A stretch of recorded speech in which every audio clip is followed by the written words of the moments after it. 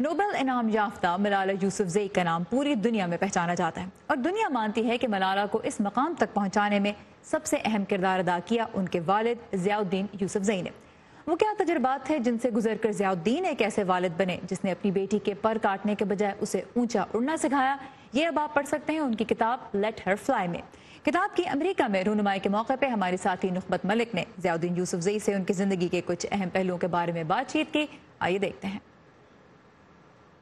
میری جو پرورش اور میری پیدائش جو ہے وہ ایک جو ٹپیکل مثالی پدرانہ خاندان ہوتا ہے اس میں ہوئی۔ میں 5 بہنوں کے ساتھ پلا بڑھا اور میں دیکھتا تھا کہ ایک ہی چھت کے اندر 2 قسم کے پیرنٹہڈ ہوتی تھی، اور جو سب سے بری امتیازی سلوک تھی وہ تعلیم کی تھی۔ وہاں پر لڑکوں کے لیے تو اسکول تھے لیکن لڑکیوں کے لیے اسکول نہیں تھے۔ تو ان حالات میں جب میں پلا بڑھا تو میں بہت ہی اس حوالے سے بیدار تھا۔ کبھی گھر میں ہوتا ہے کچھ کہ مطلب بیٹے شکایت کرتے ہوں کہ ہمیں اب امتیازی سلوک کا سامنا ہو رہا ہے؟ ہمارے خاندان کا جو سوشل ویلیو ہے وہ یہ ہے کہ یہ بالکل برابر ہے۔ ان کے لیے یہ کوئی سوال ہی نہیں ہے کہ لڑکا ہے لڑکی ہے وہ کمتر کیوں ہے، میں نہیں، برتری کمتری کا تصور ہی نہیں ہے۔ ملالہ پہ اٹیک ہوا تو اور جب تک اسے ہوش نہیں آیا، جب تک وہ کوما میں رہی، آپ کیا سوچتے تھے اس وقت؟ میں ایک باپ تھا، اور میں ایک ایسا باپ جو کہ انسان کی بنیادی حقوق پر اتنا ہی ایمان رکھتا ہو جتنا اس کو خدا پہ ایمان ہے۔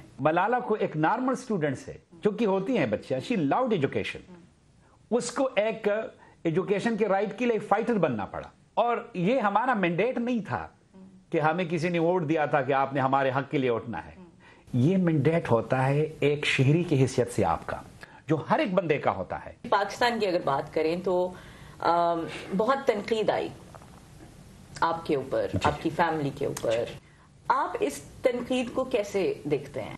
پاکستان میں بدقسمتی سے پولرائزیشن ہر ایک بندے کے حوالے سے ہے۔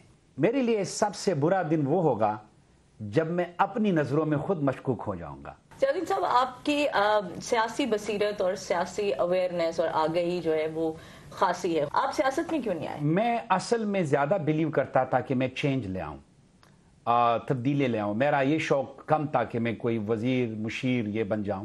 تو پھر میں نے سوچا کہ اپنا وقت جو ہے وہاں پر کبھی کبھی سعی لا حاصل جو ہوتی ہیں اس میں صرف کرنے کے بجائے میں اپنے معاشرے کی خدمت جو ہے وہ تعلیم کے ذریعے کرنا چاہتا تھا، اور میرا یقین ہے کہ میں نے بہت درست فیصلہ کیا تھا۔